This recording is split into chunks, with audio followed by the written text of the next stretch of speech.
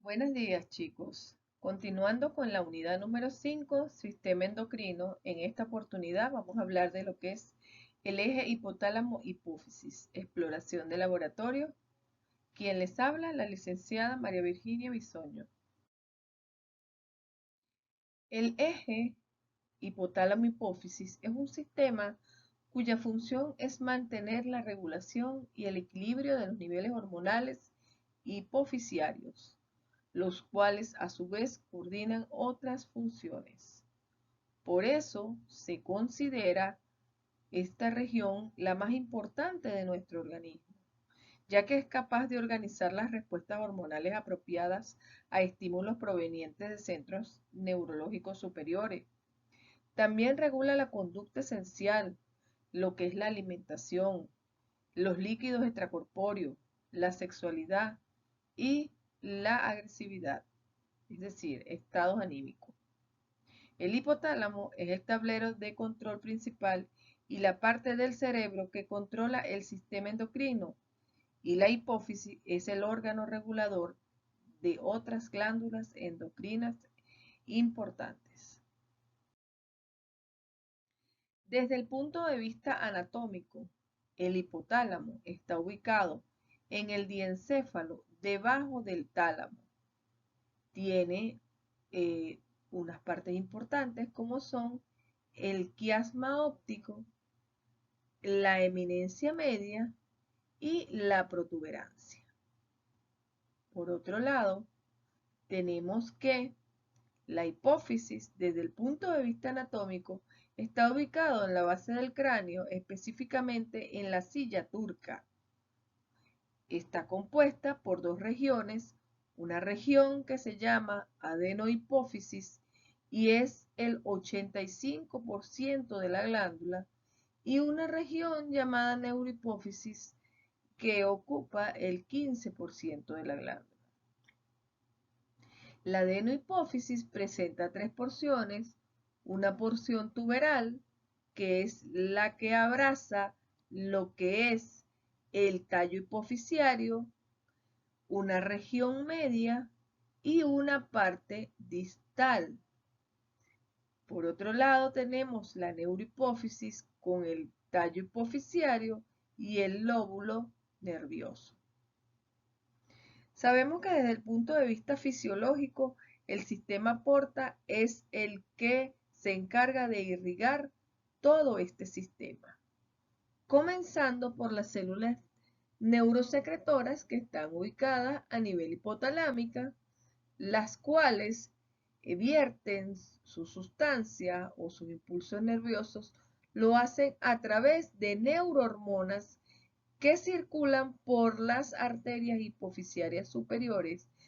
A través de esta red pasan de lo que es la parte de la neurohipófisis a la parte de la adenohipófisis. En este punto se consiguen con las células secretoras hormonales específicas para cada órgano en particular, y a través de un canal de circulación general es que vierten su contenido a torrente sanguíneo y los llevan a órganos donde van a funcionar. La hipófisis es una glándula de secreción interna en el organismo y se encarga de controlar la actividad de otras glándulas, de regular determinadas funciones del cuerpo, como es el desarrollo o la actividad sexual, entre una de tantas. Presenta, como les dije, una porción anterior llamada adenohipófisis, de la cual se segregan unas cuantas hormonas y actúa sobre órganos determinados. En ese caso tenemos la ACTH, que actúa sobre la glándula suprarrenal para producir cortisol, aldosterona y adrenalina. La hormona estimulante del tiroides, que es la TSH, actúa sobre la glándula tiroides para producir T3 y T4. La hormona estimulante del crecimiento, la GH, actúa sobre los huesos y el músculo para favorecer el crecimiento de estos órganos. Las hormonas estimulantes de las gónadas, la FSH y la LH, actúan para producir testosterona, estradiol y progesterona, y la hormona prolactina actúa sobre las gónadas y promueve el crecimiento y la producción de leche conjuntamente con las hormonas estimulantes FSH y LH. Tenemos también las hormonas ubicadas en la hipófisis posterior. Estas son la hormona ADH o vasopresina, que baja directamente del hipotálamo hasta la neurohipófisis, y la hormona OXT, oxitocina o hormona del parto. Entonces ya vemos las hormonas de la adenohipófisis y las hormonas de la neurohipófisis. La hipófisis posterior está compuesta por células gliales representadas en una estructura de sostén. Esa hipófisis posterior no sintetiza hormona, almacena en sus terminales axonales esas hormonas. Entre esas hormonas tenemos la oxitocina y la vasopresina. La oxitocina tiene su sitio de producción a nivel de los núcleos paraventriculares, es de naturaleza peptídica, posee 9 aminoácidos en su cadena. Las células blancos es el útero y las glándulas mamarias. Su función principal es aumentar la contracción uterina en el parto. Tiene otras funciones como son las actividades de reflejo, eyección de leche, y también actúa en el orgasmo dando la seguridad y la fidelidad.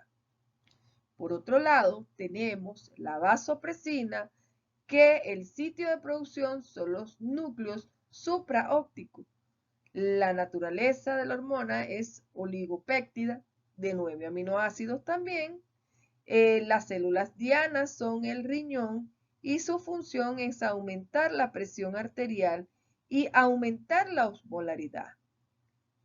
También tiene como función disminuir el sodio en hiponatremia y en las hemodiluciones. La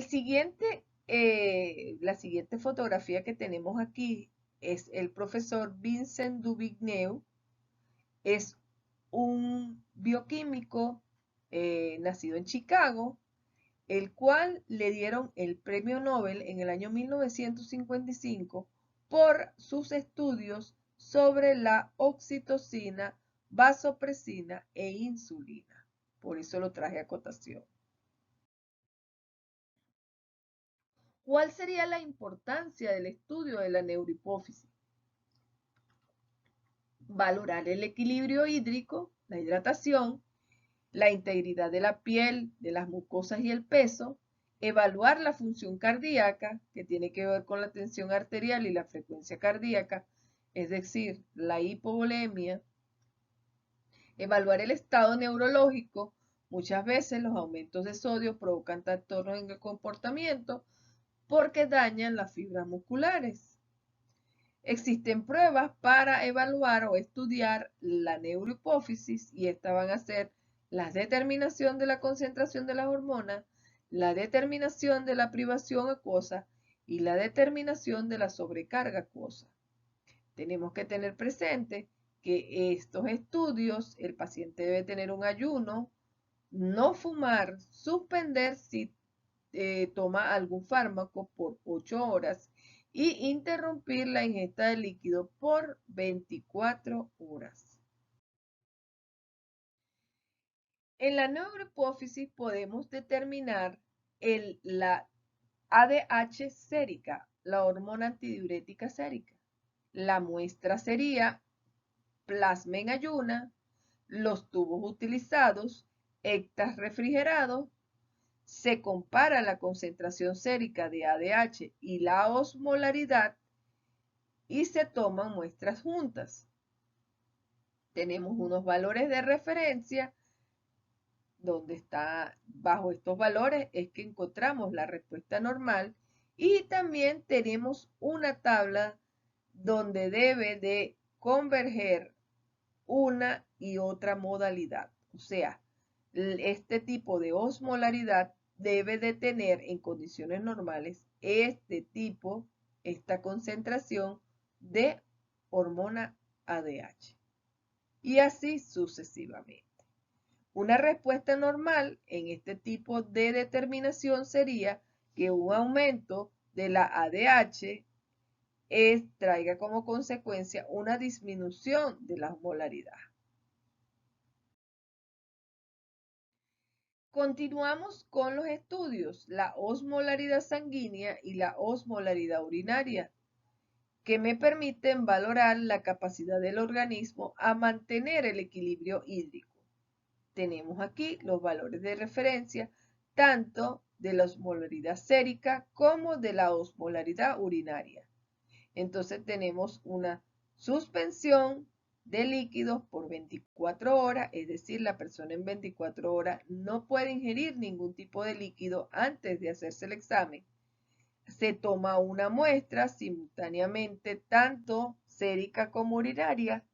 Se le aplica una inyección subcutánea de hormona antidiurética sintética y se le toma la tensión y el peso al paciente. 2 horas después se vuelven a tomar las muestras simultáneas, es decir, tanto sérica como urinaria. Aquí tenemos una tabla que corresponde a las densidades urinarias y a las osmolaridades en condiciones normales. Una respuesta normal de este procedimiento me indica que si hay aumento de la osmolaridad, se debe liberar la hormona ADH. Si hay una disminución de la osmolaridad, no se libera ADH. ¿Ok?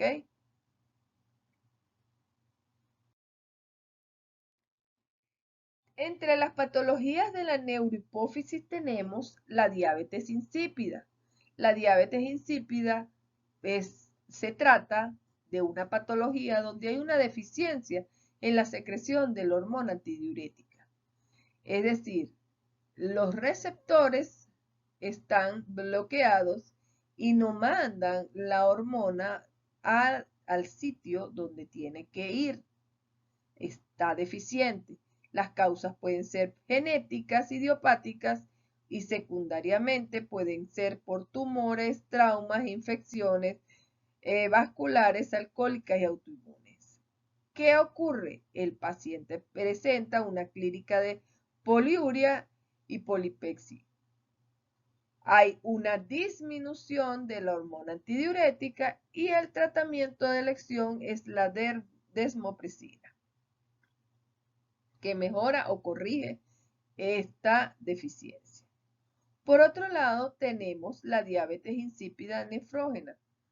Aquí hablábamos de la diabetes central y de la nefrógena. En este caso, el daño es a nivel de los túbulos renales, no tiene nada que ver la deficiencia de la hormona. Hay una mutación genética en el gen ABPR2 o es adquirida. La deficiencia en el receptor hace que se mantenga la hormona en concentraciones aumentadas. Por lo tanto, existen medicamentos o tratamientos como son las tiazidas y los diuréticos. ¿Para qué los diuréticos? Para bajar ese nivel de hormona que está aumentado, diluirlo. ¿Ok? Importancia farmacológica del uso de, en este caso, la oxitocina. Vamos a hablar un poco de lo que es la hipófisis anterior, adenohipófisis, que segrega muchas hormonas, de las cuales 6 son relevantes para la función fisiológica adecuada del organismo. Estas son segregadas por 5 tipos de células diferentes. Estas células por lo general son células de origen epitelial y como muchas glándulas endocrinas están organizadas en lagunas, están rodeadas por capilares sinusoides y a su vez vierten la secreción en ese umbral. Entonces nosotros vamos a tener diferentes tipos de células que se van a clasificar de acuerdo a la tinción, si son acidofílicas o basofílicas. Si son acidofílicas las vamos a llamar células alfa Y estas células alfa tienen gránulos acidófilos que se tiñen de color naranja intenso con eosina. Y vamos a tener las células beta, que son las basófilas, que se tiñen de un morado intenso con hematoxilina, y este tipo de células se va a llamar basófilas. Entonces vamos a tener, según desde el punto de vista inmunohistoquímico, 5 tipos celulares diferentes: las somatotropas y las mamotropas. Estas somatotropas son las que van a ser liberadas por lo que es, en este caso, la somatocrinina o somatoliberina, que es esto que dice aquí CS, que es la que se encarga de liberar la hormona del crecimiento. O las mamotropas, que son las que se encargan de liberar la hormona prolactina cuando está activa, o su inhibidor, que es el factor inhibidor de la prolactina, que es este que está aquí en rojo. En el caso de las células basófilas, vamos a tener las que se clasifican como corticotropas. Entre ellas tenemos la hormona liberadora de adenocorticotropa y libera adenocorticotropina, ACTH. Las gonadotropas, que son las hormonas liberadoras de las gónadas y liberan la hormona luteinizante y folículo estimulante. Y por último tenemos la hormona liberadora de tirotropina, que es la hormona estimulante del tiroides. Entonces fíjense que podemos clasificarlas también desde el punto de vista de la acidofilia o basofilia de sus células y de la composición de sus células. Cuando hablamos de la regulación de la adenohipófisis, ya esto vimos un poco que tiene que ver con el sistema porta. Este sistema porta tiene células neurosecretoras con núcleos arqueados y que estas células van a buscar las hormonas hipotalámicas, ya sean reguladoras o inhibidoras, que están a nivel de los vasos portales. Estas hormonas se van a encargar de dirigirse a la adenohipófisis y ahí buscar lo que es la hormona hipofisiaria, caer esa hormona a nivel de la circulación general, quedarse en el órgano, llámese la glándula, hasta el momento que sea necesitada la hormona, o sencillamente salir a torrente sanguíneo a cumplir su función. Vamos a hablar un poco de lo que es la hormona del crecimiento. La hormona del crecimiento se le conoce como la somatotropina. Sabemos que el 50% de la hipófisis produce este tipo de hormona. La hormona del crecimiento es una de las hormonas más importantes del organismo, ya que la secreción es por impulso, con picos y con depresiones. Tiene estímulos de tipo neurotransmisores, puede tener metabolitos o fármacos, y sabemos que la glucosa plasmática es un fuerte controlador del aumento de la excreción. Entonces, fíjense aquí, tenemos este dibujo, este diseño, donde dice que la hormona del crecimiento actúa en los condrocitos, proporcionando todo esto, actúa a nivel metabólico y siempre lo vemos, fíjense, captación de glucosa, glucosa plasmática, a nivel del músculo también hace la captación de glucosa y de aminoácidos, a nivel de tejidos también hace captación de glucosa y de la lipólisis. En la síntesis de proteínas también actúa en la síntesis de ADN, también actúa en el número y tamaño celular y en todos estos órganos. También se encarga de fabricar el factor IGF-1, ¿ok? Se encarga de incitar la condrogénesis, favorece la hiperplasia y también actúa en la gluconeogénesis y en la lipólisis.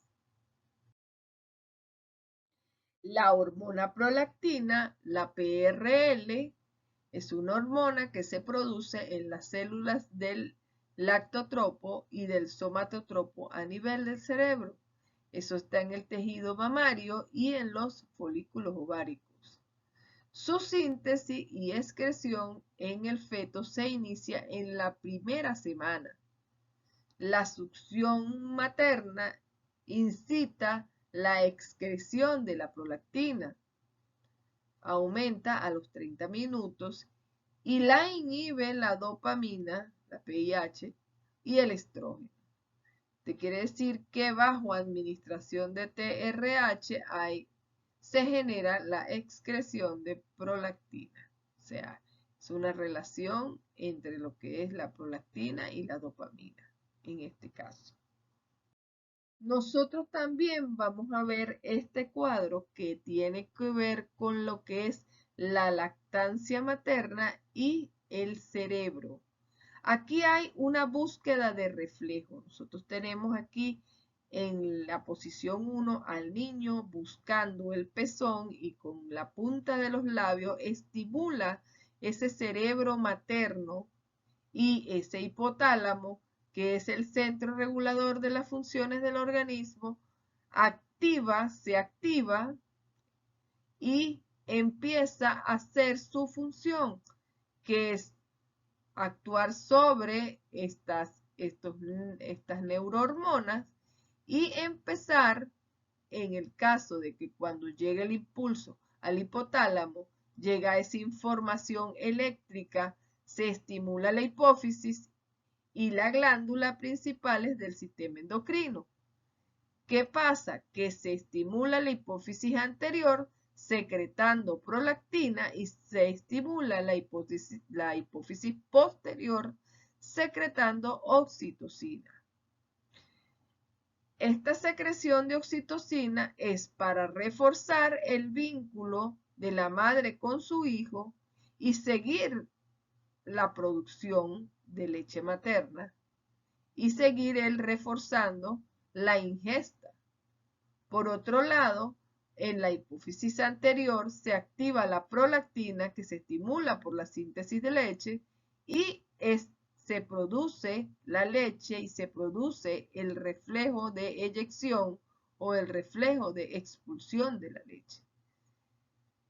Entonces, la oxitocina estimula a la contracción de las células que cubren los reservorios de la leche y produce su vaciamiento. Luego hace que el pezón es lo que se conoce como esto es lo que se conoce como el reflejo de eyección. Ese vaciamiento de los conductos galactóforos a través del pezón. ¿Cuáles serían las patologías en la adenohipófisis? Serían el hiperpituitarismo, que son niveles altos de hormona de crecimiento. La causa de este hiperpituitarismo puede ser una adenoma somatotrópico o lo que se llama un tumor benigno. El efecto en primer grado son los niños con gigantismo y los adultos con acromegalia. Los efectos secundarios serían la prolactinoma o el hipogonadismo, que es la disminución de los caracteres sexuales. El tratamiento de elección sería quirúrgico transcranial o transesfenoidal y después colocación de fármacos como son la cabergolina o la bromocriptina. Ahora vamos a ver cómo es el estudio de la hormona del crecimiento en los pacientes de talla baja. Se le hace un hemograma donde también se le solicita hierro y ferritina para ver la anemia. Desde el punto de vista bioquímico se hace el perfil hepático, el perfil renal, calcio, fósforo y fosfatasa alcalina. Se pueden estudiar los marcadores séricos de enfermedades celíacas.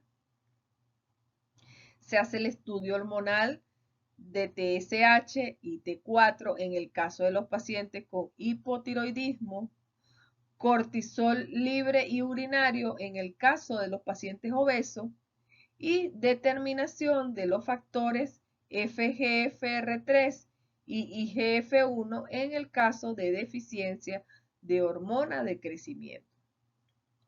Se hace la medición de esa hormona de crecimiento con anticuerpos monoclonales o policlonales, ya sea por el modelo tipo sándwich 2 no competitivo, y se mide ya sea por quimioluminiscencia, partículas magnéticas o por MIA, donde las reacciones pueden ser de tipo oxidativo y necesitan un catalizador, ya sea la fosfatasa alcalina o el sustrato luminiscente fosforado. Aquí tenemos de la marca Abbott las dos técnicas, son muy parecidas. El inmunoensayo por micropartículas MIEIA y el inmunoensayo magnético, que es el CMIA o Chemic Fleck. ¿Qué tenemos nosotros aquí?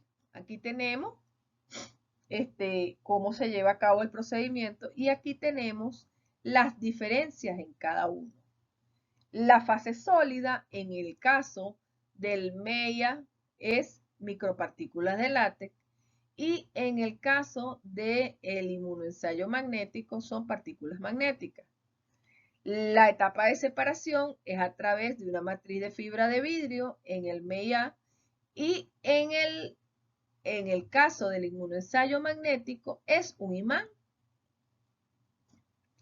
La enzima que se va a utilizar en este caso es la enzima fosfatasa alcalina y aquí es un compuesto quimioluminiscente.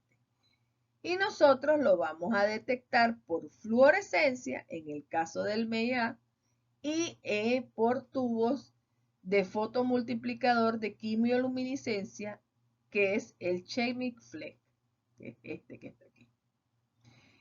Y los resultados de cada uno de estos procedimientos son directamente proporcional a la concentración del analito a estudiar.